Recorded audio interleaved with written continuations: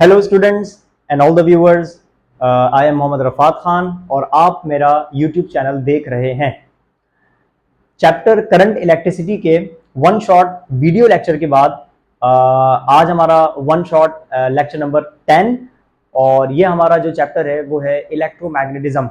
ठीक है, और अकॉर्डिंग टू पीएमटीसी सिलेबस इस इलेक्ट्रोमैग्नेटिज्म चैप्टर से जो टॉपिक्स इंक्लूड हैं वो बहुत ही थोड़े हैं। मतलब आप ये समझ लें 2 या 3 टॉपिक्स हैं खाली, जिसमें से एक हमारे पास मैग्नेटिक फ्लक्स है, एक फ्लक्स डेंसिटी है, देन एक force on a moving charge या यूं कह लो कि motion of a charge particle in a uniform magnetic field है। इनकी कंडीशंस को हमें डिस्कस करना है। ठीक है, तो तकरीबन हम ऑलमोस्ट मैं जो है वो रेगुलर बेसिस के ऊपर वीडियोस अपलोड कर रहा हूं। जैसा मैंने आपको कहा था कि आपका जो ये सिलेबस है पीएमडी सिलेबस, क्योंकि ये रिड्यूस सिलेबस है, छोटा सिलेबस था, इस वजह से ये मेरे लिए थोड़ा सा इस सेंस में हेल्पफुल रहा कि मैं जो है वो जल्दी वीडियोस अपलोड करके इस पूरे सिलेबस को खत्म कर सकता हूं। और इसी वजह से मैं जो है वो रेगुलर वीडियोस भी अपलोड कर रहा हूं, ताकि आपके टाइम से, आपके टेस्ट से बहुत टाइम पहले तक ये जो पूरी सीरीज है, ये जो पूरा सिलेबस है पीएमडीसी सिलेबस एमडी कैट के लिए, ये पूरा का पूरा कवर हो जाए। ठीक है, तो आज का चैप्टर हमारा as compare to the other chapters जो हम पीछे कवर कर चुके हैं, जिसमें हमारे पास कोई वीडियो 2 घंटे की, कोई 2.25 घंटे की, कोई 2.5 घंटे की, कोई 4 घंटे की, कोई 4.5 घंटे की वीडियोस थी। तो as compare to those video lectures या as compare to those chapters, हमारा ये चैप्टर बहुत ही छोटा है, बहुत ही ज्यादा रिड्यूस है।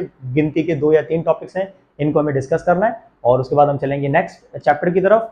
That will be about electromagnetic induction. ठीक है, तो स्टार्ट करते हैं अपने इस चैप्टर को, वन शॉट वीडियो लेक्चर को। और जो है हमारा सबसे पहला जो टॉपिक होगा, वैसे हमारा जो सिलेबस के अंदर पहला जो टॉपिक लिखा हुआ है वो लिखा हुआ है मैग्नेटिक फ्लक्स। मैं फ्लक्स को बाद में पढ़ाऊंगा, फ्लक्स डेंसिटी को बाद में पढ़ाऊंगा। जो सबसे लास्ट में आपके टॉपिक लिखे हुए थे ना, motion of a charge particle या force on a moving charge in a magnetic field, मैं इन टॉपिक्स को पहले आपको कवर करवाऊंगा। तो मैं स्टार्ट करता हूं आज के पहले टॉपिक से, which is force on a moving charge. Force on a moving charge in a uniform magnetic field। ठीक है, ये हमारा पहला टॉपिक है। मतलब अगर आप ये देखेंगे तो आपको ये टॉपिक हो सकता है कि वैसे डायरेक्टली नजर ना आए लिखा हुआ, लेकिन ये सब टॉपिक्स में उसके डिस्क्रिप्शन है, उसमें ये लिखा हुआ आपको नजर आ जाएगा।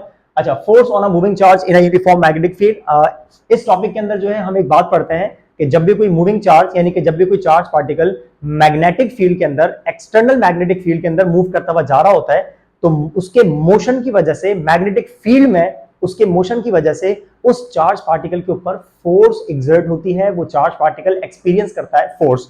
तो ये बातें लिखवाने से पहले मैं आपको एक बात लिखवाता चलूं, ये बात आपने ध्यान में रखनी है कि जो हमारे पास चार्ज पार्टिकल्स होते हैं उनके आसपास जो है वो इलेक्ट्रिक फील्ड तो होती है, क्योंकि चार्जेस प्रोड्यूस करते हैं अपने आसपास इलेक्ट्रिक फील्ड को।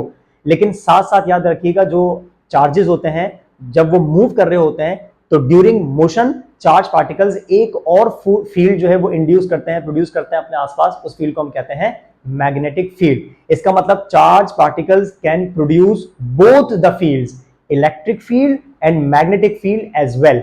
ये पॉइंट्स आप नोट कर लीजिएगा कि कब इलेक्ट्रिक फील्ड होगी सिर्फ, और कब जो है वो मैग्नेटिक फील्ड भी चार्ज पार्टिकल के अराउंड में आ जाती है, इंड्यूस हो जाती है।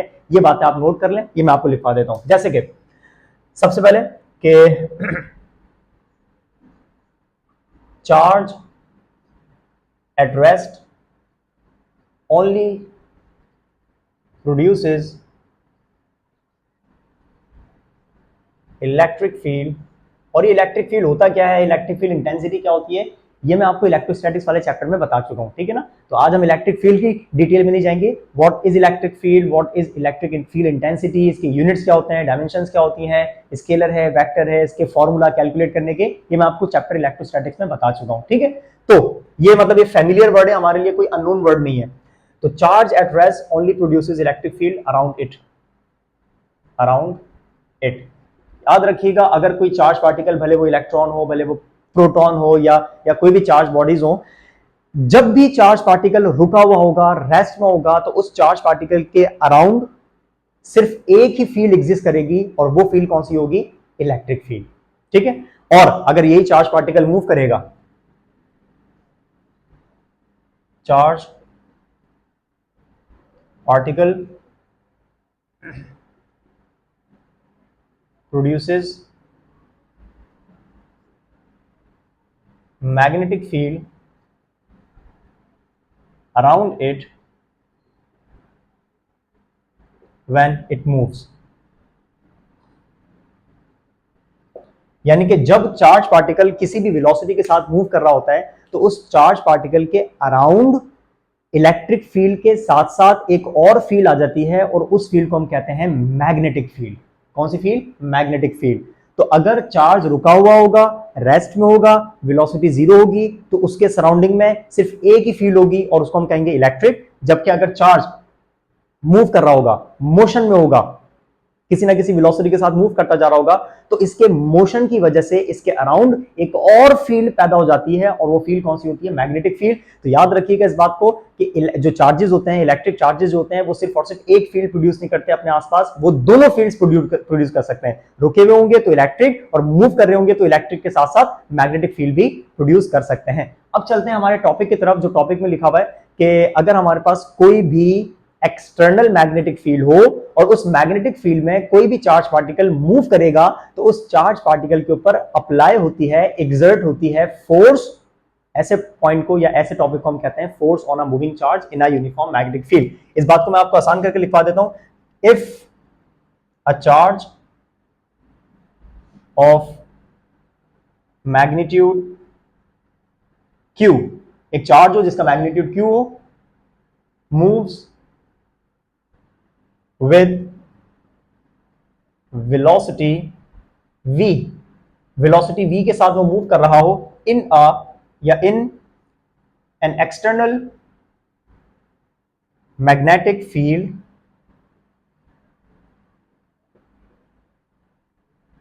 और मैग्नेटिक फील्ड को हम रिप्रेजेंट करते हैं B से। ठीक है, तो चार्ज पार्टिकल है Q जो कि मूव कर रहा होगा वेलोसिटी v के साथ, कहां पर? In external magnetic field B, then it मतलब चार्ज will experience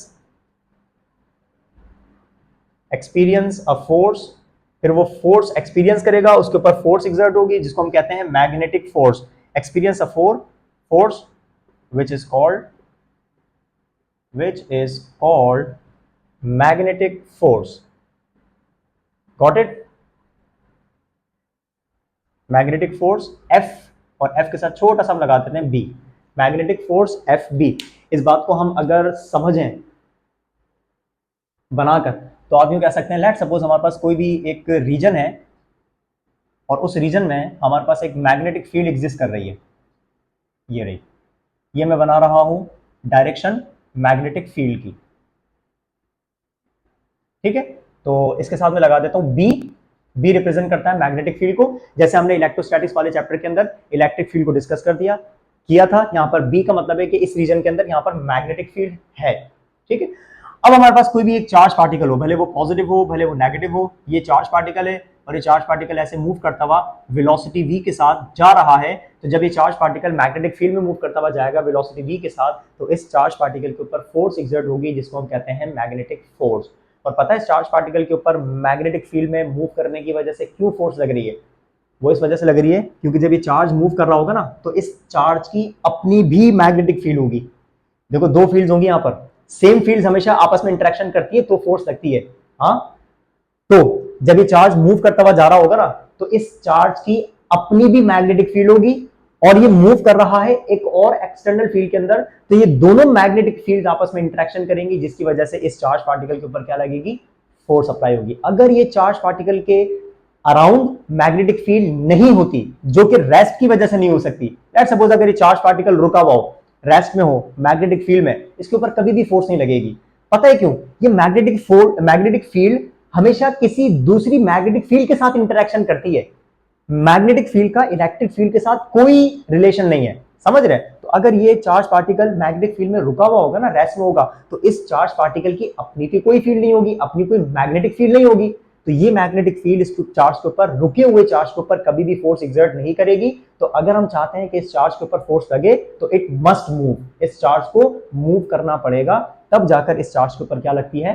फोर्स लगती है। और इस फोर्स को कैलकुलेट करने का हमारे पास फॉर्मूला होता है, फॉर्मूला नोट कर लीजिएगा। F is equal to Q V cross B. This is the formula to calculate the magnetic force. This is magnetic force FB. कभी FB लिखते हैं, नहीं भी लिखते हैं, एक ही बात है।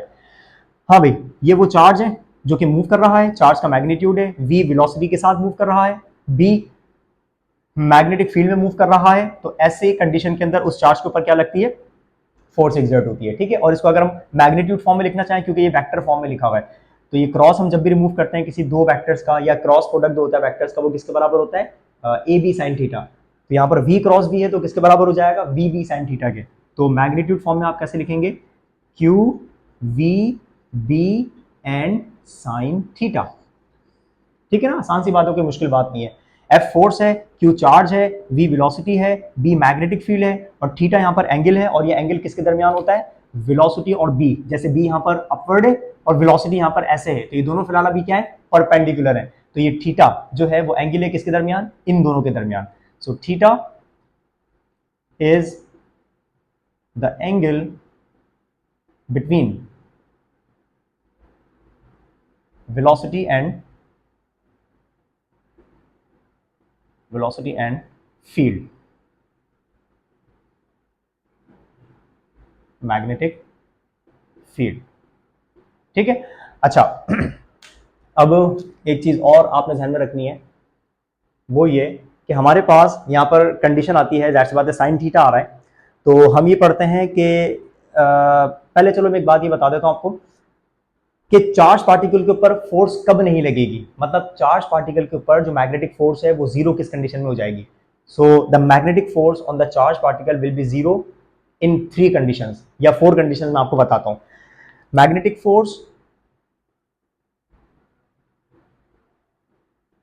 Force on charge particle is zero when. अब व्हेन के बाद वो कौन सी कंडीशंस हैं, ये मैं आपको बता देता हूं, ये नीचे आपको नजर आ रहा है, ठीक है। अब मैं आपको ऊपर से लिखवाना स्टार्ट करता हूं। व्हेन के बाद सबसे पहली कंडीशन, जब फील्ड ही ना हो, लेट्स सपोज फील्ड ही ना हो, मतलब चार्ज पार्टिकल मूव कर रहा हो और आसपास कोई एक्सटर्नल फील्ड नहीं है जिसमें वो मूव कर रहा है, वो फील्ड ही नहीं है, उसकी अपनी हो लेकिन वो फील्ड में मूव नहीं कर रहा, किसी और एक्सटर्नल फील्ड में मूव नहीं कर रहा। So if magnetic field is equal to zero, then force will equal to zero. ये आगे पहली कंडीशन। दूसरी condition number 2, for neutral particle, if the particle, या यूं कर दो, या चलो इफ कर देते हैं, when the particle is neutral,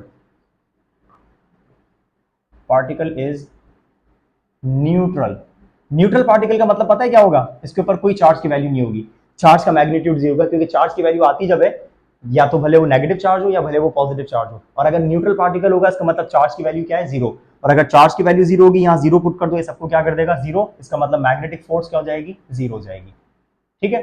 ये हो गया हमारे पास दूसरी कंडीशन। तीसरी कंडीशन नंबर 3 कंडीशन ये कि चार्ज एट रेस्ट, यानी कि velocity is equal to zero, then force will be equal to zero. अगर फील्ड भी हो, ठीक है, और चार्ज भी हो, लेकिन अगर चार्ज मैग्नेटिक फील्ड में रुक जाए, अगर वो रुकेगा तो उसकी वेलोसिटी क्या हो जाएगी, जीरो। तो यहां पर आप जीरो पुट करेंगे तो पूरा आंसर क्या हो जाएगा, जीरो। तो याद रखिएगा, मैग्नेटिक फील्ड में चार्ज के ऊपर फोर्स जब भी लगेगी तो जब चार्ज पार्टिकल मूव करेगा, तो वेलोसिटी जीरो नहीं होनी चाहिए, तो वेलोसिटी भी जीरो होगी तो फोर्स भी जीरो हो जाएगी। लास्ट कंडीशन नंबर 4, चार्ज भी हो, वेलोसिटी भी हो, मैग्नेटिक फील्ड भी हो, ये तीनों हो, उसके बावजूद एक कंडीशन के अंदर मैग्नेटिक फील्ड जीरो हो जाती है, और वो जब होती है जब एंगल 0 डिग्री हो जाए या 180 डिग्री हो जाए। व्हेन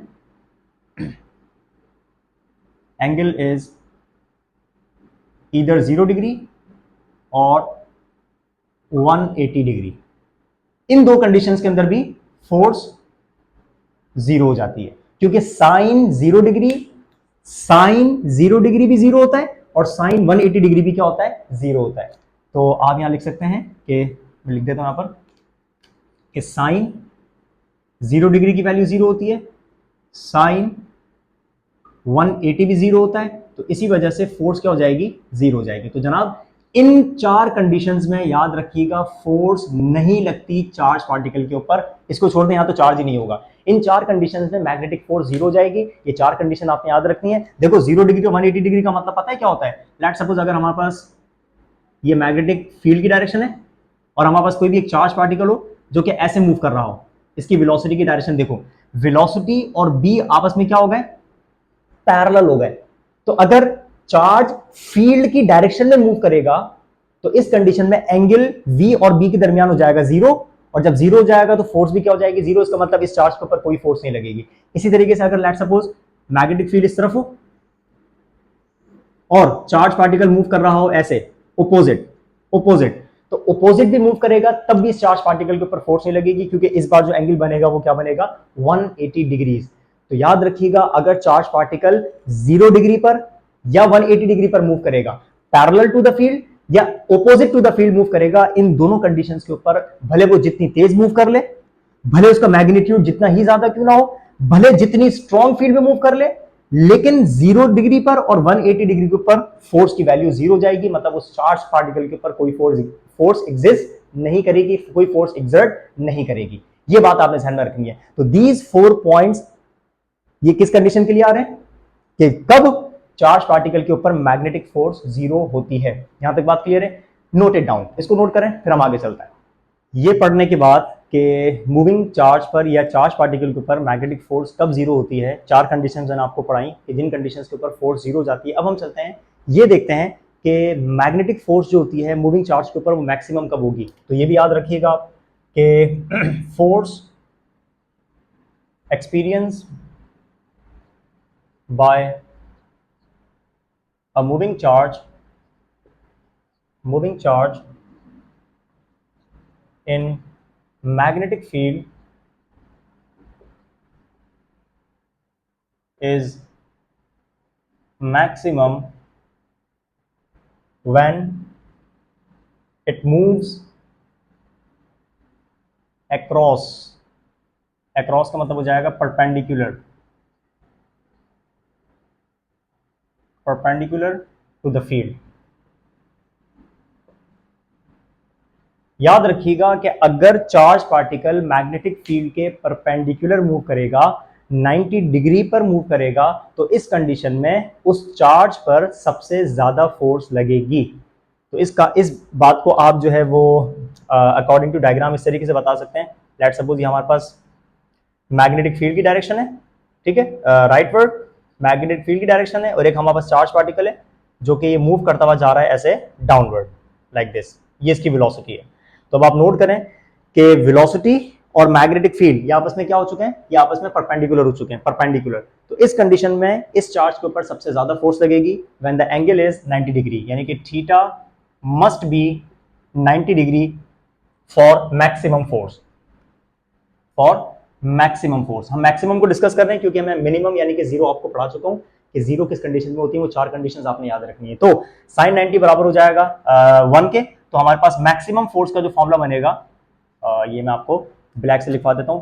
मैक्सिमम फोर्स का जो हमारे पास फॉर्मूला बनेगा, F maximum will be equal to QVB, क्योंकि sin थीटा बराबर हो चुका है 1 के, क्योंकि sin 90 बराबर होता है 1 के।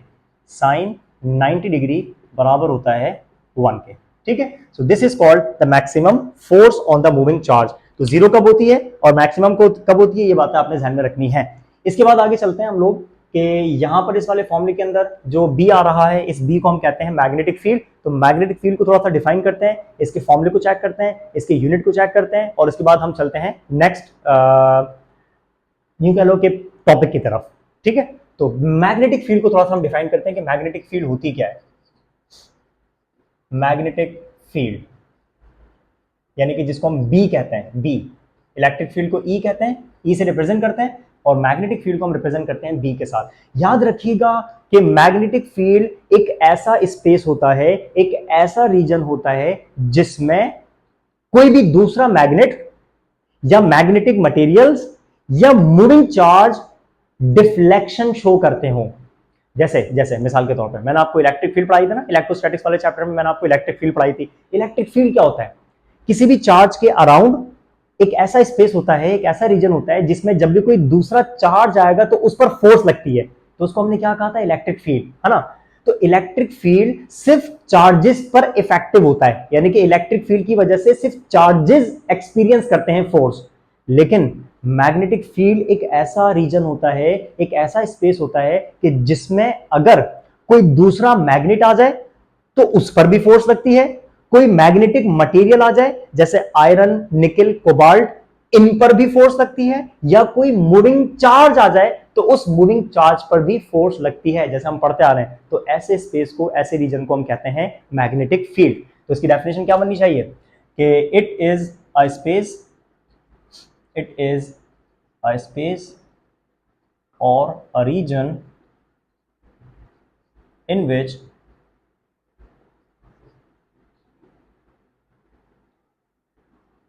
in which a magnet in which a magnetic materials, magnetic materials में कौन कौन सा आ जाता है, आयरन, निकल, कोबाल्ट। मैं लिखवा देता हूं आपको, आयरन, निकल, कोबाल्ट। आयरन, ये ऐसे मैग्नेटिक मटेरियल्स हैं जो डिफ्लेक्शन शो करते हैं मैग्नेटिक फील्ड में। आपने देखा ना, मैग्नेट से आयरन चिपकता है, कोबाल्ट भी चिपकेगा और निकल भी चिपकेगा। तो ये मैग्नेटिक मटेरियल्स जो होते हैं मैग्नेट से डिफ्लेक्शन शो करते हैं, इनके साथ आगे इंटरेक्शन कर रहे होते हैं। तो ऐसा स्पेस, ऐसा रीजन जिसमें कोई दूसरा मैग्नेट हो या मैग्नेटिक मटेरियल्स में से कोई हो, एंड या फिर मूविंग चार्ज हो, मूविंग चार्जेस शो क्या करते हैं, ये शो डिफ्लेक्शन। शो डिफ्लेक्शन का मतलब हो जाएगा एक्सपीरियंस फोर्स, एक्सपीरियंस फोर्स। इसका मतलब ये हो जाएगा, डिफ्लेक्शन के शो करने का मतलब हो जाएगा कि ये एक्सपीरियंस करते हैं फोर्स को। ये आ गया हमारे पास डेफिनेशन मैग्नेटिक फील्ड की। एक ऐसा स्पेस, एक ऐसा रीजन जिसमें फोर्स लगती हो मैग्नेट्स पर या मैग्नेटिक मटेरियल्स पर या मूविंग चार्जेस पर, ऐसे स्पेस को, ऐसे रीजन को हम कहते हैं मैग्नेटिक फील्ड। ठीक है। अच्छा, मैग्नेटिक फील्ड का फॉर्मूला क्या होना चाहिए, ये फॉर्मूला मौजूद है आपके सामने। बस यहां से हमने बी के लिए फॉर्मूले को अरेंज करना है। ये क्यू और बी मल्टीप्लाई कर रहे हैं, वहां जाके एफ के साथ जाके डिवाइड करेंगे, तो आपको मैग्नेटिक फील्ड का जो फॉर्मूला मिलेगा वो मिलेगा F over Q into velocity. ठीक है। अच्छा, ये स्मॉल वी है, स्मॉल वी का मतलब वेलोसिटी होता है, कैपिटल वी मत बना देगा, कैपिटल वी का मतलब आप पोटेंशियल डिफरेंस समझ जाएंगे। तो यहाँ पर वी का मतलब है, ये वी क्यू के साथ आ रहा है, इसका मतलब moving charge, moving charge, moving charge, याद रखिएगा, मूविंग चार्ज मतलब वी फॉर वेलोसिटी।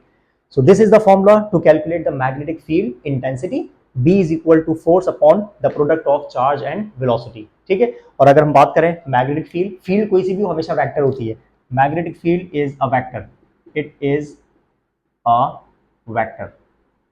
ठीक है। और अगर इसके हम यूनिट की बात करना चाहें कि इसका यूनिट क्या होना चाहिए, एस आई यूनिट, तो वो भी डिस्कस कर लेते हैं। S I, it's S I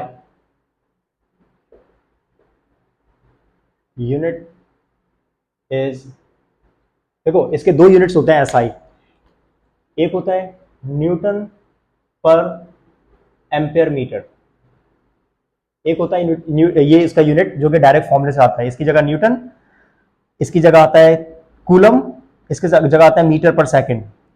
तो कूलम पर सेकंड बन जाता है एम्पियर, एम्पियर के साथ मीटर, तो न्यूटन पर एम्पियर मीटर। तो सबसे पहला इसका यूनिट जो होता है according to the formula magnetic field का, वो क्या बनता है, न्यूटन पर एम्पियर मीटर, और इसको हम इक्वल रखते हैं, ये बराबर होता है किसके, टेस्ला के। टेस्ला बहुत बड़ी कंपनी भी है दुनिया की, है ना, टेस्ला, साइंटिस्ट का नाम है ये, टेस्ला। समझ आई बात। तो मैग्नेटिक फील्ड को हम मेजर करते हैं टेस्ला में, कैपिटल टी में, या फिर न्यूटन पर एम्पियर मीटर के अंदर। सो this is all about the magnetic field. इतनी बड़ी कोई डिस्कशन नहीं थी इसके अंदर। हाँ, एक चीज और डिस्कस करते हैं, जो हम पढ़ रहे हैं यहाँ पर मैग्नेटिक फोर्स जो लग रही है चार्ज के ऊपर, इस मैग्नेटिक फोर्स की डायरेक्शन कहाँ होनी चाहिए, ये डिस्कस करते हैं। देखें, direction of magnetic force on a moving charge is always perpendicular, गौर से सुनिएगा, ये पॉइंट बड़ा इंपॉर्टेंट है, is always perpendicular to both, both में क्या आ जाएगा, वेलोसिटी एंड फील्ड, यानी कि बी। भाई ये बात और से सुन लें, चार्ज पार्टिकल पर, मूविंग चार्ज पार्टिकल के ऊपर जो फोर्स लगती है वो फोर्स हमेशा वेलोसिटी और मैग्नेटिक फील्ड दोनों के परपेंडिकुलर होती है। लेट सपोज अगर वेलोसिटी जो है वो एक्स एक्सिस पर है, मैग्नेटिक फील्ड जो है वो वाई एक्सिस पर है, तो जो मैग्नेटिक फोर्स होगी ना जो चार्ज पर लगेगी वो हमेशा कहां लगेगी, जेड एक्सिस पर। तो जो मैग्नेटिक फोर्स होती है ना ये हमेशा इन दोनों के परपेंडिकुलर होती है, किसी एक के नहीं बल्कि दोनों के परपेंडिकुलर होती है। ये भी एमसीक्यूज आता है अक्सर कि मैग्नेटिक फोर्स या force experience by the moving charge particle in a magnetic field is perpendicular to, उसके बाद आपने ऑप्शंस पे टिक करना होता है, परपेंडिकुलर टू बोथ पे टिक करिएगा, perpendicular to velocity and magnetic field as well. ये दोनों आपस में परपेंडिकुलर हो ना हो, ये हो भी सकते हैं नहीं भी हो सकते, ये दोनों परपेंडिकुलर हो ना हो लेकिन फोर्स हमेशा इन दोनों की परपेंडिकुलर होगी, ये बात आप ध्यान में रखेंगे, ठीक है। और जो डायरेक्शन निकालने का तरीका होता है वो हमेशा हमारे पास दो रूल्स होते हैं, एक होता है राइट हैंड पाम रूल, ये आसान होता है राइट हैंड पाम रूल, और आसान तो सभी हैं बस अंडरस्टैंडिंग के ऊपर डिपेंड करता है, और एक होता है Fleming's left hand rule, Fleming's left hand rule, इसको हम कहते हैं FLHR, Fleming's left hand rule. दोनों तरीके अलग अलग हैं बिल्कुल, तो आप जो है वो राइट हैंड पाम रूल से भी कैलकुलेट कर सकते हैं फोर्स की डायरेक्शन को, और फ्लेमिंग्स लेफ्ट हैंड रूल से भी कैलकुलेट कर सकते हैं, मेजर कर सकते हैं फोर्स की डायरेक्शन को, ठीक है। So direction of force,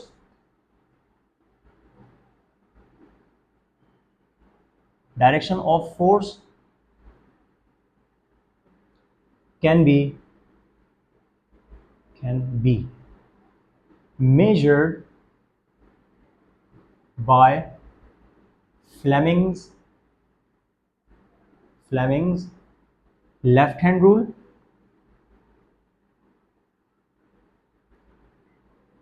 or by right hand palm rule, right hand palm rule, ठीक है। राइट हैंड रूल अलग होता है और फ्लेमिंग्स लेफ्ट हैंड रूल अलग होता है। फ्लेमिंग्स लेफ्ट हैंड रूल को मैं समझा देता हूं, आपने जो है ये जो फिंगर नजर आ रही है ना आपको, इस फिंगर को हम हमेशा फील्ड की डायरेक्शन में रखेंगे, ये जो मिडिल फिंगर है ये हमेशा वेलोसिटी की डायरेक्शन में होगी चार्ज पार्टिकल के, लेकिन पॉजिटिव चार्ज के डायरेक्शन में, और ये जो है ना थंब, ये आपको बताएगा फोर्स किस तरफ लगेगी। लेट्स सपोज इस वाली कंडीशन को देख लेते हैं, ये देखें फील्ड की डायरेक्शन में आपका जो है ये वाली फिंगर रहेगी, वेलोसिटी कहां पर है, डाउनवर्ड, ये देखें फील्ड की डायरेक्शन में फर्स्ट फिंगर, मिडिल फिंगर हमेशा वेलोसिटी की डायरेक्शन में जहां पर चार्ज पार्टिकल कौन सा वाला पॉजिटिव मूव करता हुआ जा रहा है, और ये थंब आपको बताएगा कि इस चार्ज पार्टिकल पर फोर्स कहां लगेगी, थंब बता रहा है आउट, इसका मतलब ये चार्ज पार्टिकल कहां की तरफ आएगा, डिफ्लेक्ट होगा आउट ऑफ द प्लेन, बाहर की तरफ।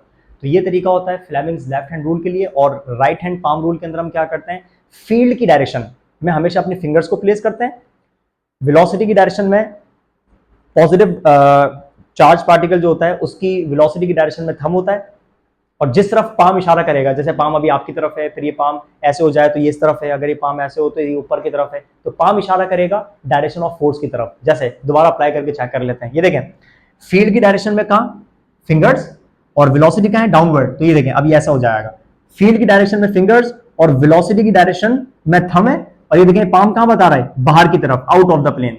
इसका मतलब फ्लेमिंग्स लेफ्ट हैंड रूल हो या राइट हैंड पाम रूल हो, इनके यूज करने के, अप्लाई करने के तरीके डिफरेंट होते हैं, लेकिन इनसे जो आंसर आता है, मेजरमेंट आती है, वो बिल्कुल सेम होती है। तो Fleming's left hand rule use करें या right hand palm rule use करें, इन दोनों से आप मेजर कर सकते हैं क्या, फोर्स की डायरेक्शन को। लेकिन फर्क है यूज करने का तरीका, मैंने आपको बता दिया, आप चाहें तो इसको नोट कर लीजिएगा। फर्स्ट फिंगर की डायरेक्शन में जो होती है फील्ड, पॉजिटिव चार्ज पार्टिकल की वेलोसिटी मिडिल फिंगर की डायरेक्शन में, और फोर्स आपको थंब बताएगा, ये है फ्लेमिंग्स। जबकि right hand palm rule field की डायरेक्शन में फिंगर्स, स्ट्रेच फिंगर, कोई मोड़ना तोड़ना नहीं आपने, स्ट्रेच फिंगर, जबकि थंब वेलोसिटी की डायरेक्शन में होगा, पॉजिटिव चार्ज पार्टिकल वेलोसिटी की डायरेक्शन में, और जिस तरफ पाम होगी, पाम की डायरेक्शन हमेशा बताएगी फोर्स की डायरेक्शन को।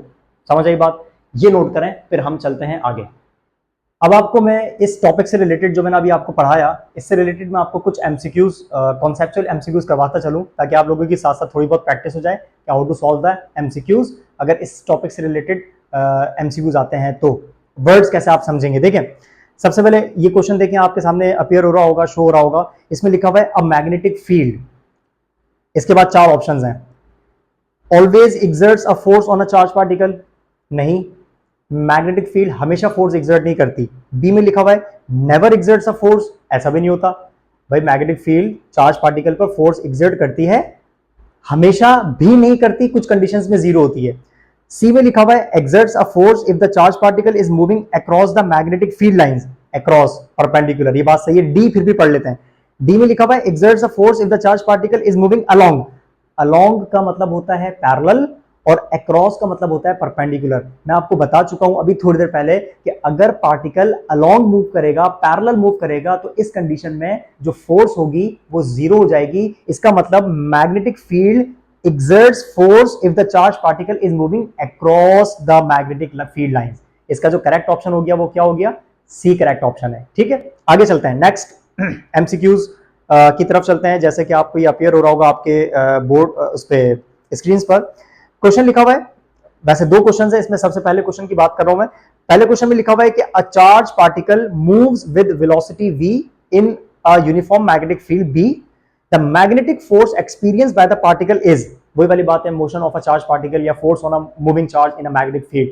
अब आपने ऑप्शंस सिलेक्ट करना है, इसमें से करेक्ट ऑप्शन कौन सा होगा। इसमें लिखा हुआ है कि क्या मैग्नेटिक फोर्स ऑलवेज जीरो होती है, नहीं भाई, अभी तो पढ़ा हम लोगों ने, अभी इससे पहले वाले एमसीक्यूज में, हमेशा जीरो नहीं होती।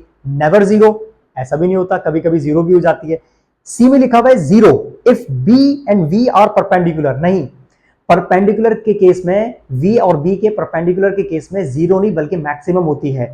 डी में लिखा हुआ है zero if b and v are parallel, हाँ ये बात हमने पढ़ी है कि अगर v और b पैरेलल हो जाएं तो इस कंडीशन में मैग्नेटिक फोर्स जीरो हो जाती है। इसका मतलब इस वाले क्वेश्चन का जो करेक्ट ऑप्शन है वो क्या है, डी। अच्छा, नेक्स्ट क्वेश्चन में लिखा हुआ है a proton is moving along z axis, समझिएगा बात को, प्रोटॉन की वेलोसिटी की डायरेक्शन है z axis, the magnetic field is along x axis, यानी कि वो मूव कर रहा है z एक्सिस पर, और x एक्सिस पर जो है वो मैग्नेटिक फील्ड है। अब आप बताओ कि वो फोर्स कौन सी डायरेक्शन में होगी, तो मैंने आपको बताया था कि जो फोर्स होती है वो हमेशा वेलोसिटी और फील्ड दोनों के परपेंडिकुलर होती है। अगर फील्ड जो है वो x पर है और अगर बॉडी मूव यानी कि चार्ज पार्टिकल की वेलोसिटी z पर है, तो फोर्स कहां लगेगी, y एक्सिस पर लगेगी। ठीक है, तो इसका जो करेक्ट ऑप्शन हो जाएगा वो क्या हो जाएगा, y axis. Okay, next question आपको अपीयर हो रहा होगा ओके, नेक्स्ट क्वेश्चन आपको अपीयर हो रहा है। इसमें लिखा हुआ है कि a charge particle moving in a magnetic field experiences a resultant force. A में लिखा हुआ है कि in the direction of field, नहीं, ये पूछ रहा है कि रिजल्टेंट फोर्स की डायरेक्शन क्या होती है, फील्ड की डायरेक्शन में नहीं होती।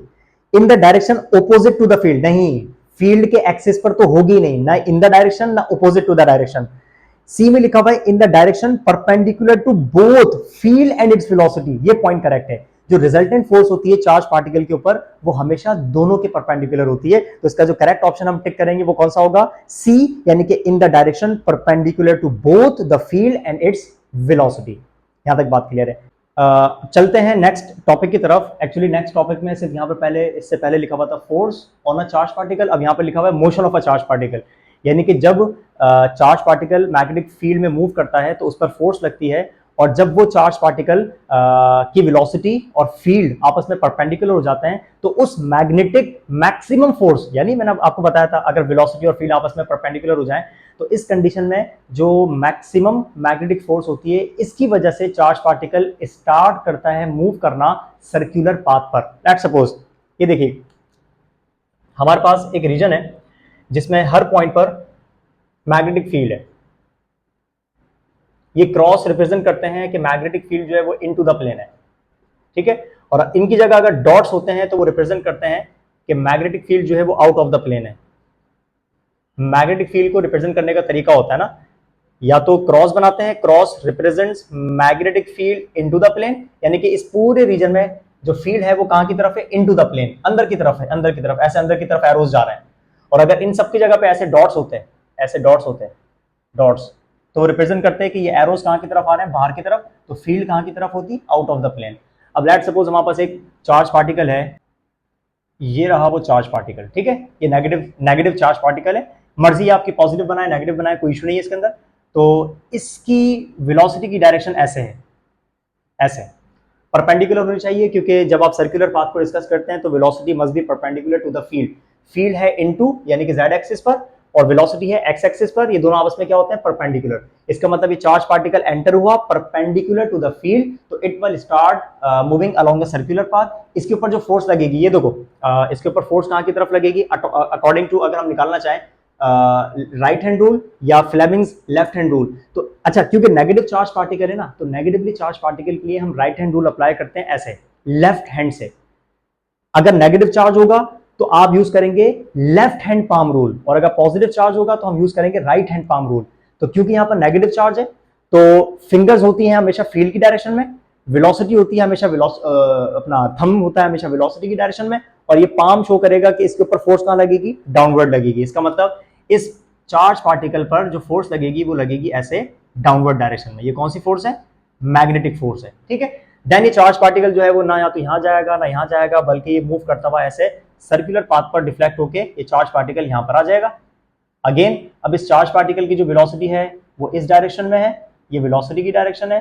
फिर अगेन अगर आप अप्लाई करना चाहेंगे लेफ्ट हैंड रूल, तो इस बार जो है वो इस चार्ज पार्टिकल पर फोर्स लगेगी इस तरफ, तो इस तरफ फोर्स अप्लाई होगी। तो मैं यहाँ पर फोर्स की डायरेक्शन बना देता हूँ, ये आ गई फोर्स की डायरेक्शन, मैग्नेटिक फोर्स की डायरेक्शन। फिर अगेन ये चार्ज पार्टिकल ना यहाँ जाएगा ना यहाँ जाएगा, बल्कि ये डिफ्लेक्ट होगा, और डिफ्लेक्ट होने के बाद ये अगेन सर्कुलर पाथ में मूव करके इस तरफ आ जाएगा।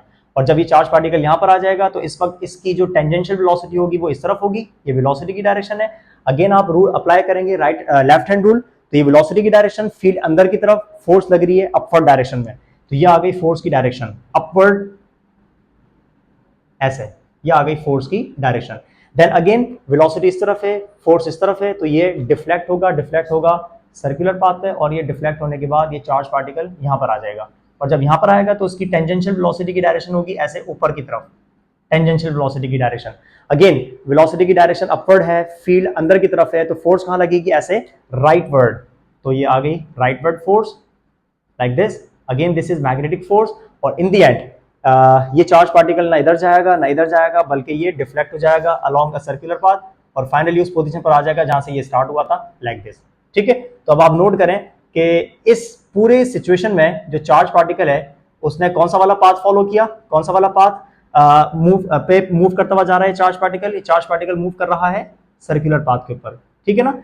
इसका मतलब अगर चार्ज पार्टिकल एंटर हो फील्ड में परपेंडिकुलर, यानी कि वेलोसिटी उसकी फील्ड के परपेंडिकुलर हो, तो उस चार्ज पार्टिकल का जो पाथ होता है वो हमेशा कैसे होता है, सर्कुलर पाथ होता है। ये भी एमसीक्यूज आ सकता है, इस बात को आपने ध्यान में रखना है, ठीक है।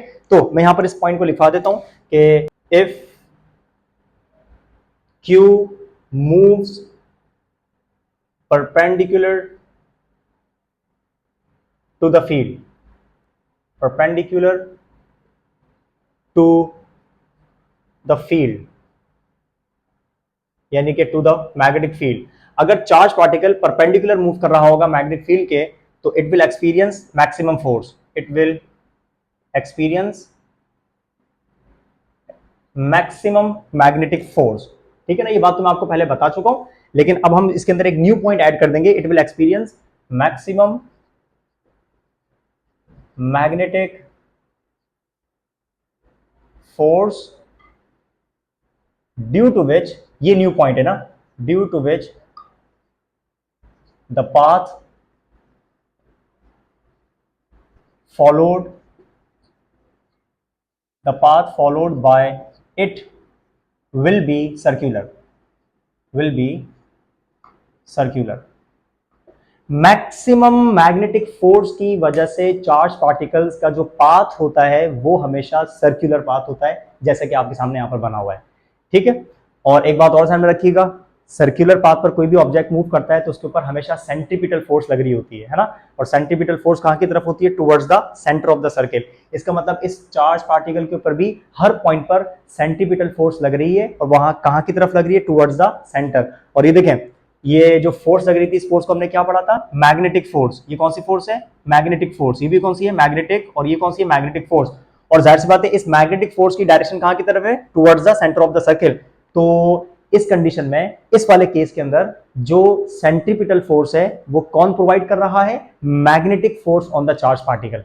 ठीक है, ये पॉइंट भी आप यहां पर लिख लीजिएगा। और ये कंडीशन में आपको पता है, जब मैंने आपको सर्कुलर मोशन पढ़ाया था और वहां पर जब हमारा टॉपिक था सेंट्रीपिटल फोर्स का, तो वहां पर मैंने आपको एक पॉइंट लिखाया था कि डिफरेंट कंडीशंस में, डिफरेंट सर्कुलर पाथ्स में जो सेंट्रीपिटल फोर्स होती है वो कौन सी फोर्स प्रोवाइड कर रही होती है, तो वहां पर इस चीज का मैंने जिक्र किया था, मैग्नेटिक फोर्स का जिक्र किया था। ठीक है, तो क्या लिखेंगे? इन दिस केस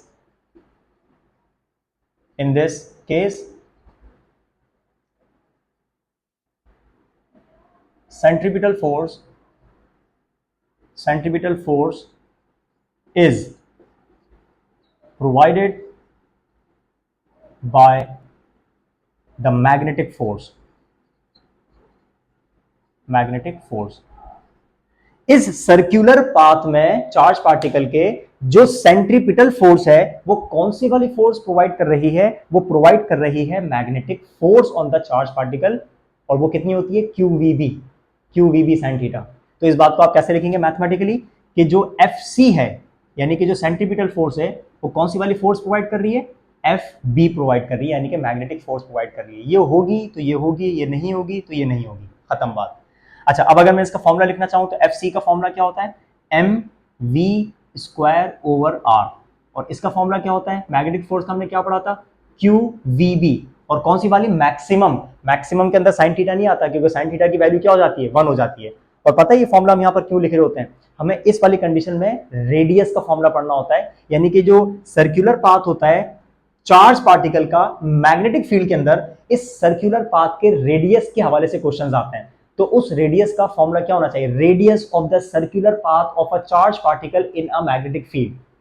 ठीक है, तो इस वाले फॉर्मूले को आप अरेंज करेंगे रेडियस के लिए। तो जब रेडियस के लिए आप फॉर्मूले को अरेंज करेंगे ना, तो आपको पता है, देखो v से v कैंसिल हो जाएगा, QB मल्टीप्लाई कर रहा है, नीचे आ जाएगा, r ऊपर चला जाएगा, तो आपको जो रेडियस का फॉर्मूला मिलेगा, it will be r is equal to, ऊपर रहेगा mv मास इंटू वेलोसिटी, और अपॉन में रहेगा QB, नीचे आ जाएगा charge into magnetic field. So this is called the radius of the circular path of charge particle in the magnetic field.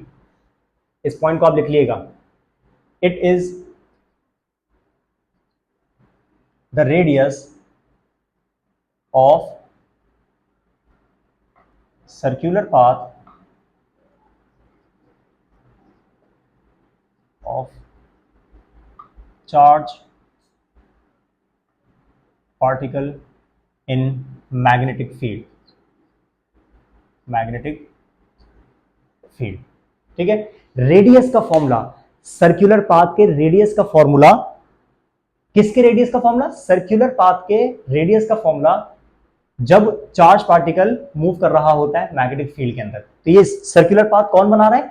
Charge particle बना रहा है। किसमें बना रहा है? मैग्नेटिक फील्ड में बना रहा है। तो उस सर्कुलर पाथ के रेडियस का फॉर्मूला होगा। ठीक है, और यहां से अगर आप नोट करना चाहें कि मास इंटू वेलोसिटी किसके बराबर होता है? मोमेंटम के, तो आप इसी फॉर्मूले को एक और तरीके से लिख सकते हैं, R is equal to P upon QB। पता है ना, हमने पढ़ा है फोर्स एंड मोशन वाले चैप्टर के अंदर, the product of mass and velocity is called momentum. तो देखो mv की जगह क्या आ गया? मोमेंटम आ गया। आप यहां पर लिख सकते हैं कि मास इंटू वेलोसिटी किसके बराबर होता है? मोमेंटम के बराबर होता है। तो इस वाले फॉर्मूले को आप mv की फॉर्म में भी लिख सकते हैं और आप मोमेंटम की फॉर्म में भी लिख सकते हैं। एक और चीज मैंने आपको और चीज बताई भी थी, वो ये याद है, हमने जब वर्क एंड एनर्जी वाला चैप्टर पढ़ा था तो वहां पर हमने मोमेंटम का एक नया फॉर्मूला पढ़ा था। वो क्या था? 2m और काइनेटिक एनर्जी होल रेडिकल। याद करें, वहां पर मैंने आपको बताया था ये फॉर्मूला कि मोमेंटम का काइनेटिक एनर्जी की फॉर्म के अंदर ये वाला फॉर्मूला होता है, रेडिकल 2m ke। तो अब आप चाहें तो इस p की जगह पे ये वाला फॉर्मूला पुट कर सकते हैं। So radius is equal to 2m के लिख दो या ई लिख दो, के ई लिखो या ई लिख दो, हमें पता है कि यहां पर जो ई है वो काइनेटिक एनर्जी है, और अपॉन में कौन है? QB। सो ये एक और फॉर्मूला बन गया radius of the circular path का। mv हटाओगे तो मोमेंटम आ जाएगा, मोमेंटम हटाओगे तो मोमेंटम का ये वाला फॉर्मूला आ जाएगा। तो मतलब ये तीनों की तीनों रेडियस के ही फॉर्मूला है। ये वाला जो है मास इनटू वेलोसिटी के फॉर्म में है, ये वाला जो है वो मोमेंटम की फॉर्म में है, और ये वाला काइनेटिक एनर्जी की फॉर्म में। ये वाला फॉर्मूला रेडियस का पार्टिकल की एनर्जी की फॉर्म में है, काइनेटिक एनर्जी की फॉर्म में। यहां पर जो ई आ रहा है, ई का मतलब है E is kinetic energy, E is kinetic energy. कैसे बना ये फॉर्मूला मैं आपको पहले बता चुका हूं वर्क एंड एनर्जी वाले चैप्टर के अंदर, ठीक है। मोमेंटम का फॉर्मूला ये, और इसी तरीके से हमारे पास जो है वो एनर्जी का यानी कि काइनेटिक एनर्जी का भी एक फॉर्मूला होता है, और वो क्या होता है हियर, जो काइनेटिक एनर्जी का फॉर्मूला होता है ना वो बराबर होता है क्यू वी के। क्यू का मतलब है चार्ज, और यहां पर वी का मतलब है पोटेंशियल डिफरेंस। कैपिटल वी का मतलब पोटेंशियल डिफरेंस होगा, स्मॉल वी का मतलब वेलोसिटी होगा। तो ये काइनेटिक एनर्जी का फॉर्मूला है in the form of potential difference. तो अब अगर मैं इस ई की जगह पे, यानी कि चलो यहां पर ये मैं लिख देता हूं, ये काइनेटिक एनर्जी को हटा के ई का मतलब काइनेटिक एनर्जी है, काइनेटिक एनर्जी बराबर होती है क्यू वी के। अब अगर मैं यहां पर ई की जगह पे क्यू वी पुट कर दूं तो आपको एक नया फॉर्मूला मिल जाएगा, और वो फॉर्मूला आपको मिलेगा are is equal to 1/b, यानी कि b जो है बाहर कर दो, और रेडिकल के अंदर हमारे पास फैक्टर्स बचेंगे क्या, रेडिकल के अंदर फैक्टर्स हमारे पास बचेंगे, ये बन जाएगा फॉर्मूला हमारे पास फोर्थ वन रेडियस का 2mv/q। m के साथ कैपिटल V आ रहा है, कैपिटल V का मतलब पोटेंशियल डिफरेंस होता है, capital V is potential difference PD।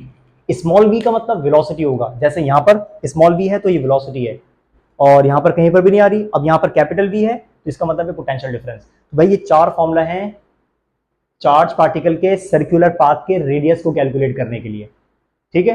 पहला वाला ये लिखा हुआ है, इसी को हमने कन्वर्ट किया मोमेंटम में, इसी को हमने कन्वर्ट किया काइनेटिक एनर्जी में, और इसी को हमने कन्वर्ट किया इस बार पोटेंशियल डिफरेंस की फॉर्म के अंदर, पोटेंशियल डिफरेंस की फॉर्म के अंदर। सब में क्यू बी सब में कांस्टेंट है, मास भी तकरीबन सब में आ रहा है इसको छोड़कर। तो यहां से आपने एक बात और नोट करनी है, वो ये कि जो रेडियस होता है ना वो चार्ज पार्टिकल के मास और वेलोसिटी के डायरेक्टली प्रोपोर्शनल होता है, मोमेंटम के डायरेक्टली प्रोपोर्शनल होता है, फील्ड के और चार्ज के इनवर्सली प्रोपोर्शनल होता है। ये बात आप नोट कर लीजिएगा, radius of the circular path is directly proportional to the mass, velocity and momentum.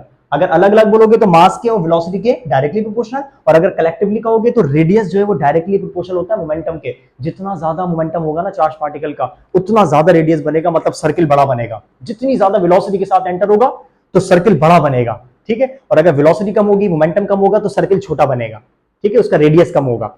इसी तरीके से अगर चार्ज का मैग्नीट्यूड और फील्ड की इंटेंसिटी अगर ये दोनों ज्यादा होंगी तो रेडियस कम होगा, अगर ये दोनों कम होंगी तो रेडियस ज्यादा होगा। तो ये रिलेशंस आप यहां पर लिख सकते हैं। ये वाला जरूर लिख लेना कि radius is directly proportional to the momentum, ये वाला जरूर लिख लेना, ये इंपॉर्टेंट पॉइंट है, मैं बार बार रिपीट कर रहा हूं। Radius of the circular path is directly proportional to the momentum and inversely proportional to the magnitude of the charge and intensity of magnetic field। ये पॉइंट्स आप बकायदा रिटन में नोट कर लिएगा इन पॉइंट्स के बाद, ठीक है। तो ये मैंने आपको पढ़ाया motion of a charge particle, यानी कि उसका पाथ क्या होता है, सर्कुलर होता है, और सर्कुलर पाथ के बाद जो हमारे पास जो फॉर्मूला बनते हैं रेडियस को कैलकुलेट करने के, ये सारे फॉर्मूला बड़े इंपॉर्टेंट है, इनको नोट करें फिर हम चलते हैं आगे।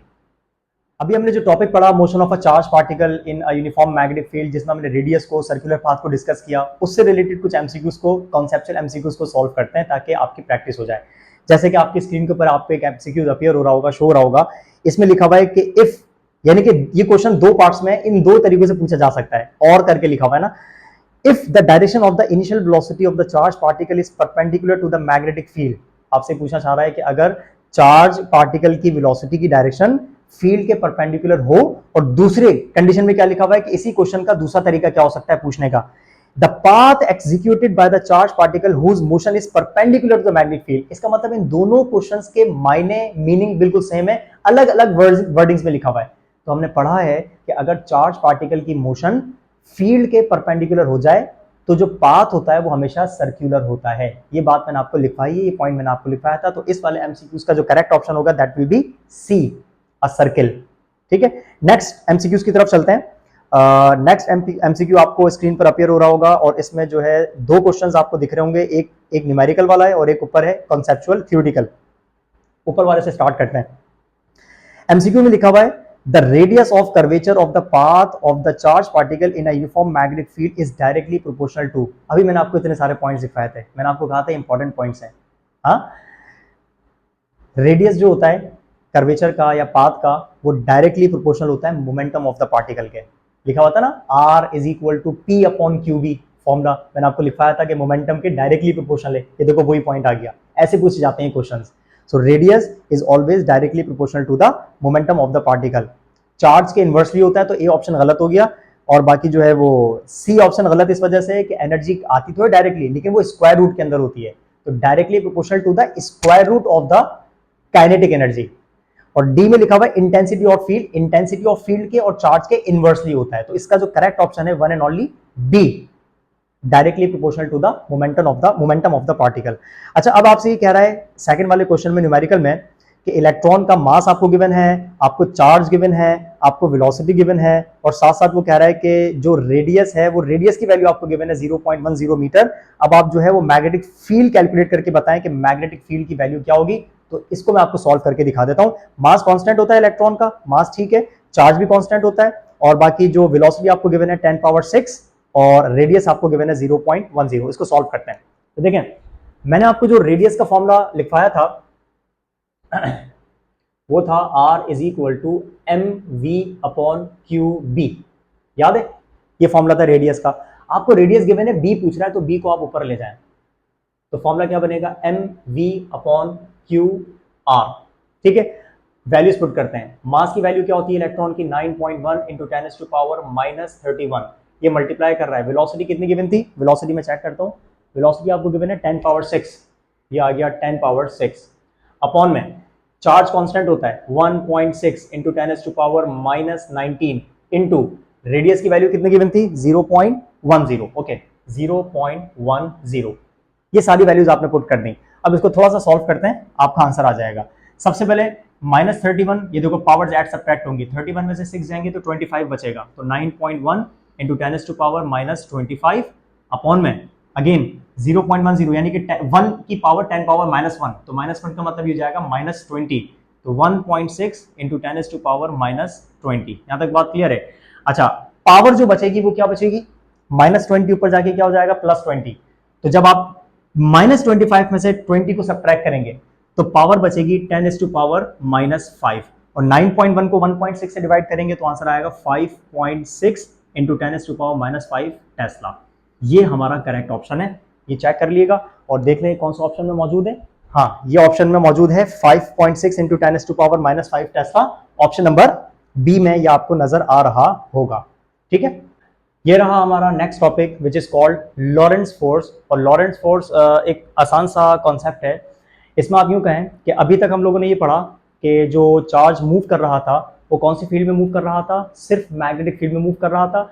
और जब चार्ज मैग्नेटिक फील्ड में मूव करेगा तो उस पर जो फोर्स लगती है वो कौन सी होती है, मैग्नेटिक फोर्स होती है, जिसको हम कहते हैं F B is equal to Q V B. This is called magnetic force on a moving charge in magnetic field.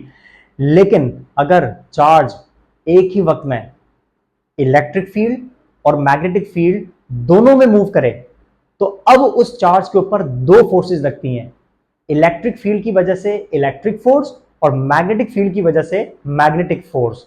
और इन दोनों फोर्सेस का जो सम होता है, जो नेट फोर्स आती है ना चार्ज पार्टिकल के ऊपर, ऐसी फोर्स को हम कहते हैं लॉरेंस फोर्स। ठीक है, तो Lorentz force is basically the sum of electric and magnetic force on the moving charge. Electric force किसके बराबर होती है, QE के, ये हमने इलेक्ट्रोस्टैटिक्स में पढ़ा था। QE ये इलेक्ट्रिक फोर्स का फॉर्मूला होता है और QV भी ये मैग्नेटिक फोर्स का फॉर्मूला होता है। ये वाली फोर्स होती है इलेक्ट्रिक फील्ड की वजह से और ये वाली फोर्स होती है मैग्नेटिक फील्ड की वजह से।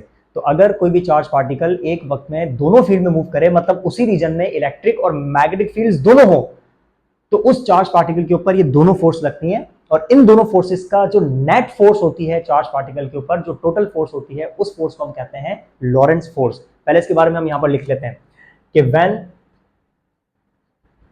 When a charge particle moves in both electric and magnetic fields,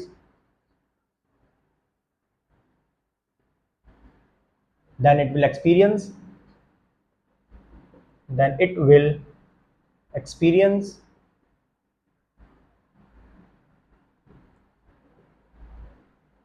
electric force जो कि कितनी होती है, किसके बराबर होती है, F E is equal to Q E. Electric force ये होती है, and magnetic force, it will experience electric force इतनी, एंड मैग्नेटिक फोर्स जो कि कितनी होती है, F B Q V B. ठीक है, तो ये एक्सपीरियंस करेगा चार्ज पार्टिकल इस कंडीशन में, ये दोनों forces, the net force on the charge particle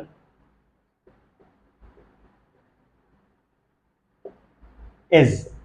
अब इन दोनों फोर्सेस का जो नेट होगा वो किस तरीके से होगा, नेट फोर्स बराबर होगी इलेक्ट्रिक फोर्स और मैग्नेटिक फोर्स के सम के। अगर आप इन दोनों फोर्सेस का सम कर लेंगे तो आपको मिल जाएगी एक फोर्स, और इस वाली फोर्स को हम कहते हैं लॉरेंस फोर्स, और इस वाले फोर्स को हम एक्सटेंड करके लिखते हैं। इलेक्ट्रिक फोर्स का फॉर्मूला क्या होता है, Q टाइम्स E, और मैग्नेटिक फोर्स का फॉर्मूला क्या होता है, Q times V times B, QVB। और अगर हम इन दोनों में से Q को कॉमन निकालें, मतलब एक तो ये बन गया, इस कंडीशन में आप इसको ऐसे लिख सकते हैं, ठीक है, sum of electric and magnetic force on the charge particle is called Lorentz force. और अगर मैं कॉमन निकालूं Q को, तो हमारे पास ये फॉर्मूला बन जाएगा जिसको हम कहते हैं लॉरेंस इक्वेशन। Q को कॉमन निकालें और ब्रैकेट में बचेगा E plus V cross B, ये क्रॉस प्रोडक्ट की फॉर्म में होता है। ठीक है, ये बन गया हमारे पास लॉरेंस फोर्स का फॉर्मूला, या जिसको हम कहते हैं Lawrence equation, Q E plus V cross B। ठीक है, तो इसको हम यहां लिख देते हैं, इसको हम कहते हैं क्या, this is called Lawrence equation, this is called Lorentz force equation.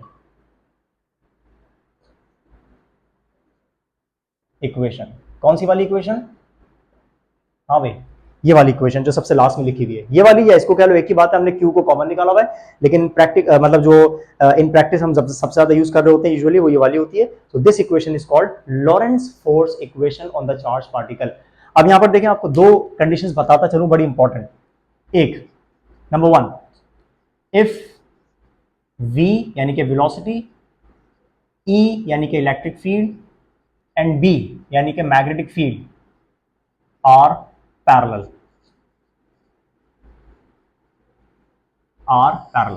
सबसे पहली कंडीशन क्या बोल रहे हैं कि अगर चार्ज पार्टिकल की वेलोसिटी जिस फील्ड में इलेक्ट्रिक फील्ड में वो है, वो इलेक्ट्रिक फील्ड भी और मैग्नेटिक फील्ड, ये तीनों के तीनों सेम डायरेक्शन में हो। मतलब आप भी समझें कि एक चार्ज पार्टिकल है जो कि मूव कर रहा है ऐसे, ये इसकी वेलोसिटी की डायरेक्शन है, और जिस रीजन में है उधर इलेक्ट्रिक फील्ड की डायरेक्शन भी यही है, और जिस रीजन में है वहां पर मैग्नेटिक फील्ड की डायरेक्शन भी यही है।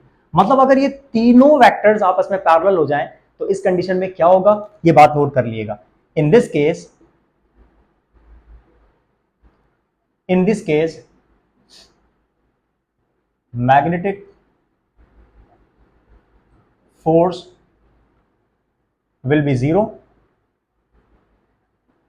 ये बात याद है, मैंने आपको बताई हुई है कि अगर वेलोसिटी और मैग्नेटिक फील्ड आपस में पैरेलल हो जाए, ये बात मैं आपको लिखवा चुका हूं पहले force on a moving charge वाले टॉपिक के अंदर, कि अगर वेलोसिटी, चार्ज की और फील्ड आपस में पैरेलल हो जाए तो इस कंडीशन में मैग्नेटिक फोर्स क्या हो जाती है, 0 हो जाती है। वही पॉइंट है, हर जगह सेम रहेगा। तो इन this case magnetic force will B 0, but electric force 0 नहीं होगी। Electric force will act on the charge. ठीक है, इस कंडीशन के अंदर मैग्नेटिक फोर्स तो 0 हो जाएगी, चार्ज पर कोई मैग्नेटिक फोर्स नहीं लगेगी, लेकिन उस चार्ज के ऊपर इलेक्ट्रिक फोर्स लगेगी। और ऐसी इलेक्ट्रिक फोर्स जो है ना, सॉरी हाँ, जो इलेक्ट्रिक फोर्स होगी ना, अगर चार्ज पार्टिकल इलेक्ट्रिक फील्ड की डायरेक्शन में मूव कर रहा होता है ना, तो ऐसी इलेक्ट्रिक फील्ड, इस कंडीशन के अंदर जो इलेक्ट्रिक फील्ड होती है वो चार्ज पार्टिकल की वेलोसिटी को इंक्रीज करती है, उसकी स्पीड को बढ़ाती है, इसका मतलब उसको एक्सेलरेट करती है। इन this case the charge particle will accelerate, ये बात याद रखिएगा। In this case, charged particle will accelerate.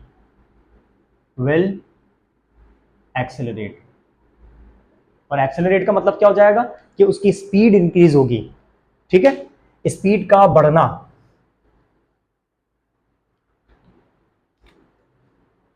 Speed, velocity, momentum and kinetic energy change, but direction of motion remain same. But direction of motion remains same. ये बातें याद रखेंगे आप कि अगर वेलोसिटी, इलेक्ट्रिक फील्ड और मैग्नेटिक फील्ड आपस में पैरेलल हो जाए तो आप इसको तोड़ तोड़ के भी याद रख सकते हैं। भाई वेलोसिटी अगर फील्ड के, मैग्नेटिक फील्ड के पैरेलल है तो कोई मैग्नेटिक फोर्स नहीं लगेगी, लेकिन अगर वेलोसिटी इलेक्ट्रिक फील्ड के पैरेलल है तो उस पर इलेक्ट्रिक फोर्स लगेगी और इस कंडीशन में पार्टिकल एक्सेलरेट होगा, उसकी स्पीड भी चेंज होगी, वेलोसिटी भी चेंज होगी, मोमेंटम भी चेंज होगा, काइनेटिक एनर्जी भी चेंज होगी, लेकिन डायरेक्शन सेम रहेगी, मतलब पार्टिकल ऐसे ही जाता रहेगा। So without changing its direction इसकी speed, velocity, momentum, kinetic energy सब चेंज हो जाएगा, इन सबके मैग्नीट्यूड्स बढ़ जाएंगे। याद रखिएगा, एक्सेलरेट का मतलब बढ़ जाएंगे, ठीक है। और एक और सिचुएशन, ये तो हो गई पैरेलल की, एक और कंडीशन याद रखिएगा, और वो क्या है कि if we electric field and magnetic field are mutually perpendicular.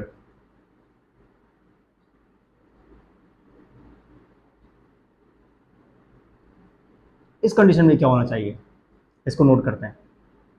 मतलब अगर वेलोसिटी, इलेक्ट्रिक फील्ड और मैग्नेटिक फील्ड आपस में परपेंडिकुलर हो जाए, यहां पर तो पैरेलल है ना, अब परपेंडिकुलर हो जाए, मतलब मिसाल के तौर पर एक चार्ज पार्टिकल है, ये रहा, वो मूव करता हुआ जा रहा है ऐसी डायरेक्शन में, ये आगे इसकी वेलोसिटी की डायरेक्शन।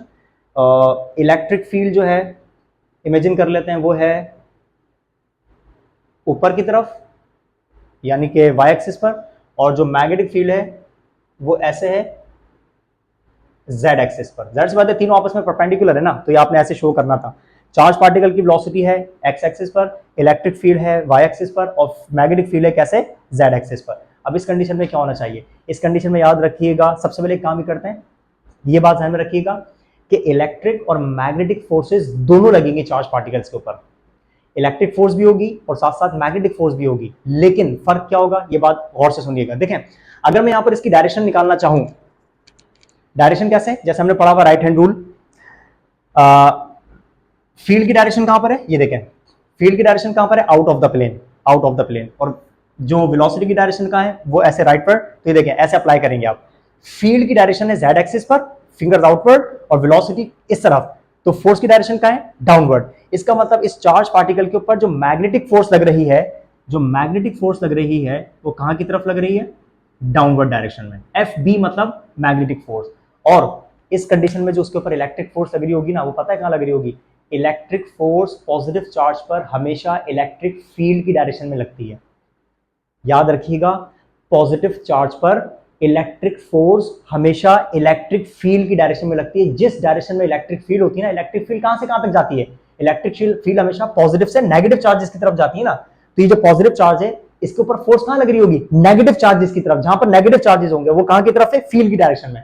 इसका मतलब इस चार्ज पार्टिकल पर जो इलेक्ट्रिक फोर्स लगेगी वो इस डायरेक्शन में लगेगी। ये आगे इसकी इलेक्ट्रिक फोर्स की डायरेक्शन। अब आप नोट करें, इस चार्ज पार्टिकल पर इलेक्ट्रिक फोर्स लग रही है अपवर्ड और मैग्नेटिक फोर्स लग रही है डाउनवर्ड। तो ये दोनों फोर्सेस एक दूसरे को इफेक्ट को क्या कर देंगी, कैंसिल आउट कर देंगी, और नेट फोर्स जो लगेगी इस चार्ज पार्टिकल के ऊपर वो लगेगी zero. So in this condition या in this case the net force या Lorentz force on the charge particle will be zero. ठीक है, net force on the charge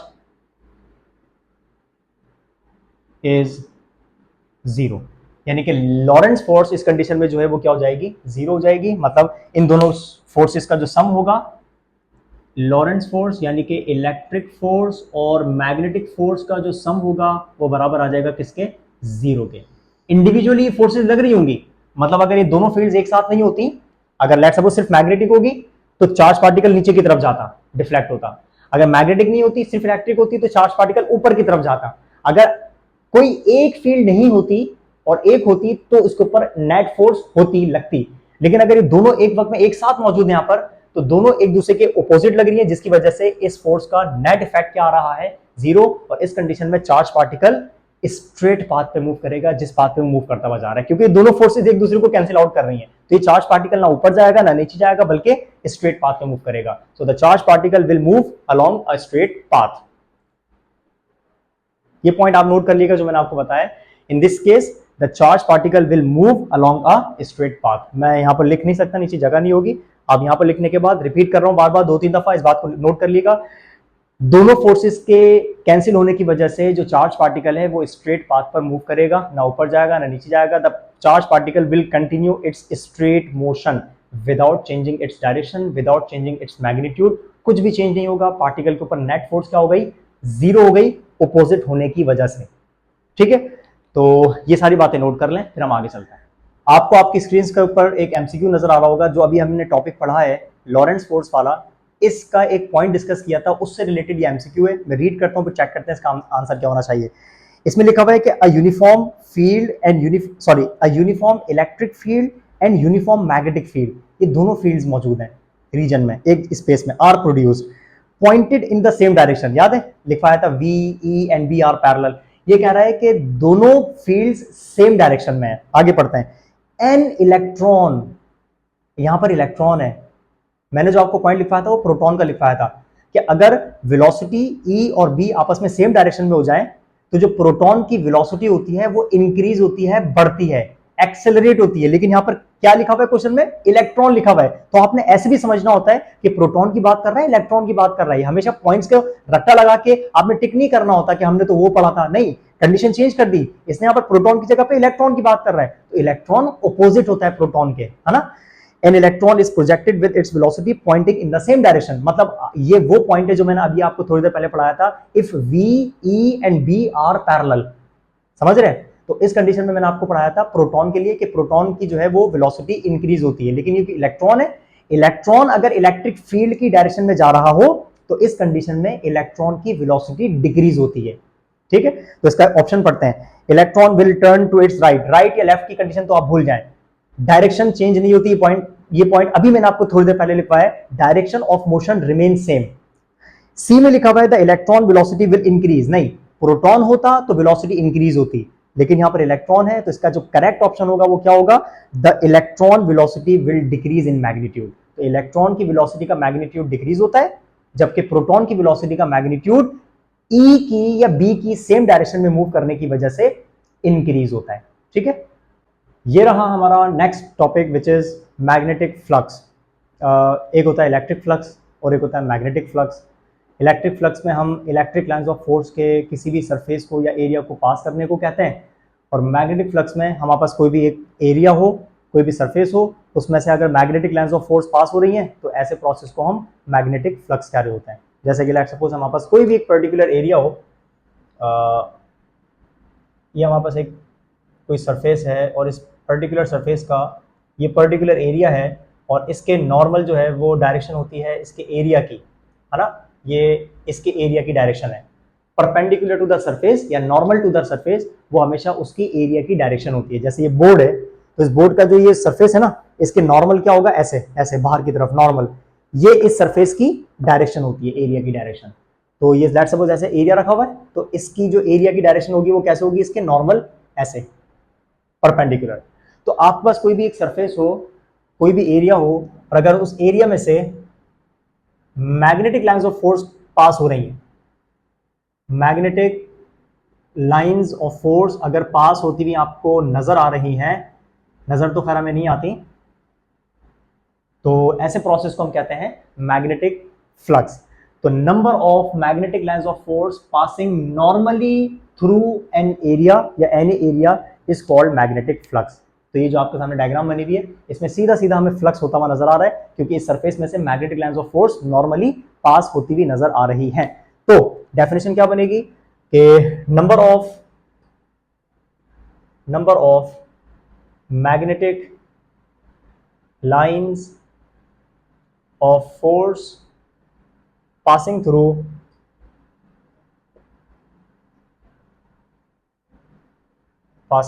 normally मतलब perpendicular to the surface, passing normally through an area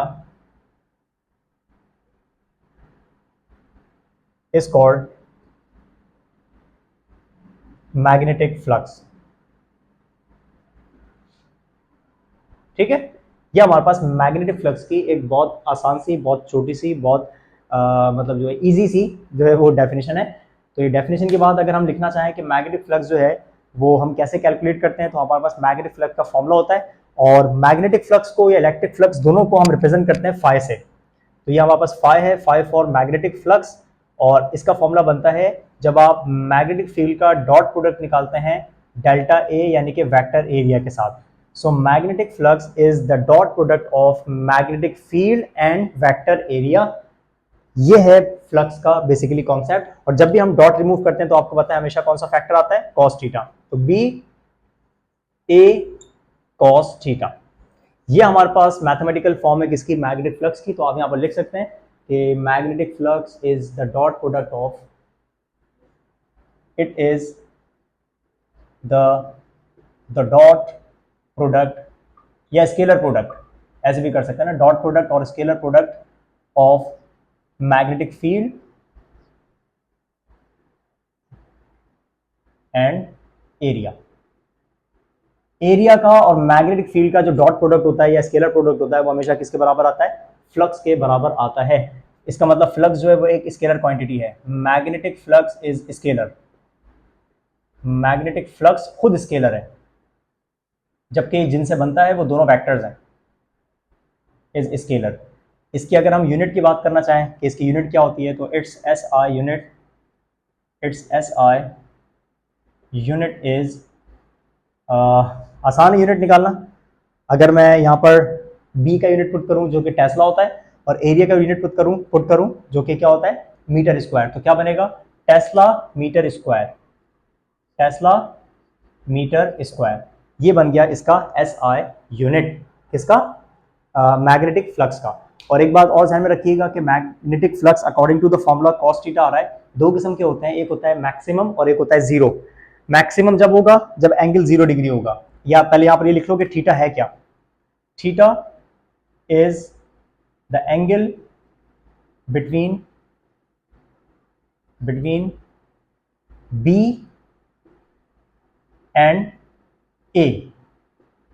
area की direction और B magnetic field की direction, इन दोनों के दरमियान जो एंगल बनता है उसको हम रिप्रेजेंट करते हैं थीटा से। इस वाले डायग्राम में देखें, ये रही एरिया की डायरेक्शन और ये रही फील्ड की डायरेक्शन, ये दोनों आपस में क्या है, इस डायरेक्शन, इस वाली जो है वो डायग्राम में इन दोनों के दरमियान जो एंगल बन रहा है वो क्या है, 0 डिग्री बन रहा है, यानी कि बी इज पैरेलल टू ए, इन दोनों की डायरेक्शन सेम है। तो आप ये कहेंगे कि इस कंडीशन में जो cos थीटा होगा वो हमेशा 1 के बराबर होगा, क्योंकि cos 0 डिग्री बराबर होता है 1 के। तो यहां पर आपको कंडीशन जो मिलेगी वो मिलेगी मैक्सिमम फ्लक्स की, मैक्सिमम मैग्नेटिक फ्लक्स की। तो मैं यहां पर इस बात को लिख सकता हूं, चलो इसको मैक्सिमम को छोड़ दो, डायरेक्ट इसको पॉइंट की फॉर्म में लिखवा देता हूं। कैसे कि if angle between B and A is 0 degree, then flux is maximum, flux होगा maximum। ठीक है, और इसकी डायग्राम आपके सामने बनी हुई है, मैक्सिमम फ्लक्स की डायग्राम है, जिसमें एरिया और बी आपस में क्या है, पैरेलल है। एरिया की डायरेक्शन और बी की डायरेक्शन आपस में अगर पैरेलल हो तो इस कंडीशन में फ्लक्स जो होता है वो मैक्सिमम होता है, और मैक्सिमम फ्लक्स का जो फॉर्मूला होता है वो हमारे पास होता है बी ए, बस। क्योंकि cos 0 डिग्री बराबर हो जाता है किसके, 1 के। This is called maximum flux. और इसी तरीके से अगर आप मिनिमम यानी कि जीरो फ्लक्स लिखना चाहें तो जीरो फ्लक्स के लिए आप लिखेंगे कि if angle between B and A is 90 degree, if angle between B and A is 90 degree, flux is 0। इस कंडीशन में फ्लक्स नहीं होता, इस कंडीशन में फ्लक्स 0 हो जाता है। तो आप इसको मैथमेटिकली कैसे लिखेंगे?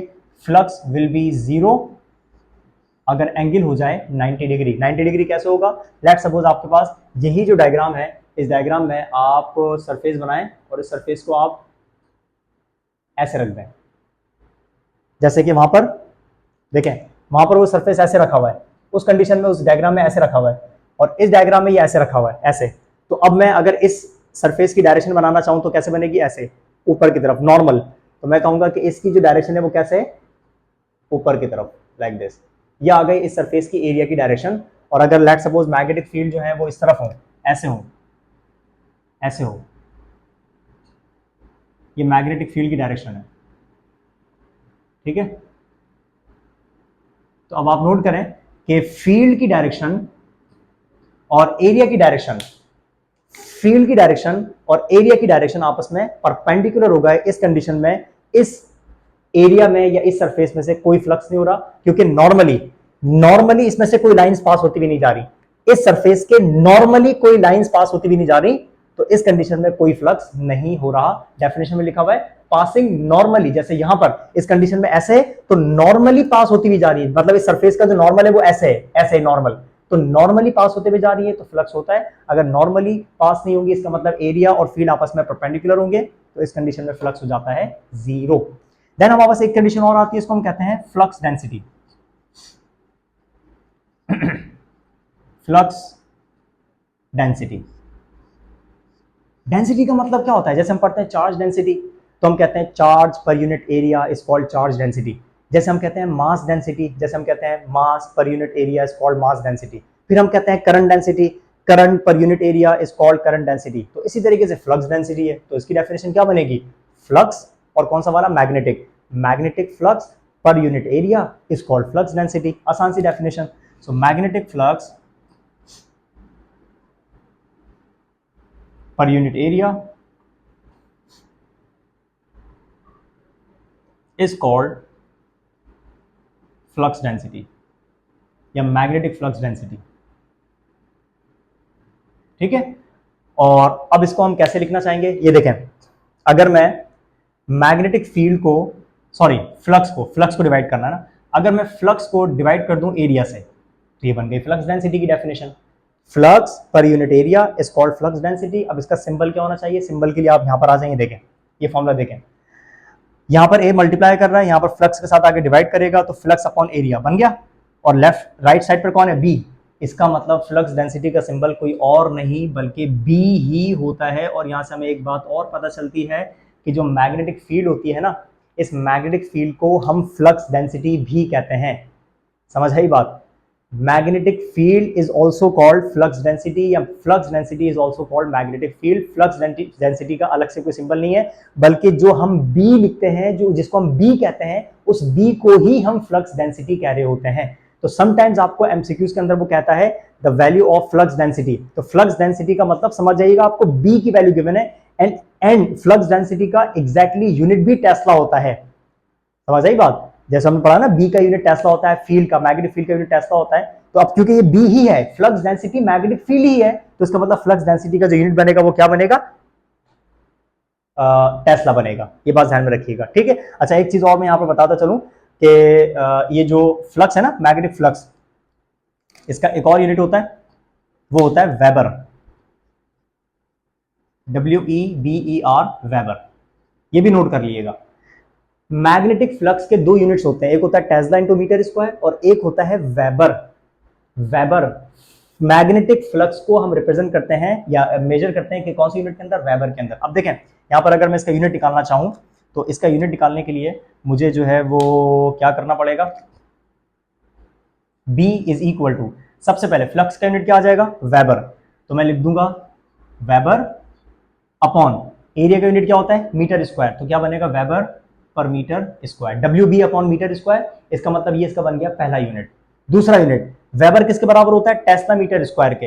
तो देखें tesla metre square upon metre square. Weber किसके बराबर होता है? टेस्ला मीटर स्क्वायर के। तो मैंने WB की जगह क्या पुट कर दिया? टेस्ला मीटर स्क्वायर, और अपॉन में ऑलरेडी मीटर स्क्वायर है, तो ये कैंसिल हो जाएंगे, क्या बचेगा? सिर्फ टेस्ला यानी कि T। ठीक है, तो फ्लक्स डेंसिटी का यूनिट ये भी होता है और फ्लक्स डेंसिटी का यूनिट ये भी होता है, याद रखिएगा। फ्लक्स डेंसिटी मतलब B। तो जो फ्लक्स डेंसिटी होती है उसको हम मैग्नेटिक फील्ड भी कहते हैं या मैग्नेटिक फील्ड ही कहते हैं, एक ही बात है। तो मैग्नेटिक फील्ड के या मैग्नेटिक फ्लक्स डेंसिटी के हमारे पास दो यूनिट्स होते हैं, एक होता है वेबर पर मीटर स्क्वायर और दूसरा जो होता है टेस्ला।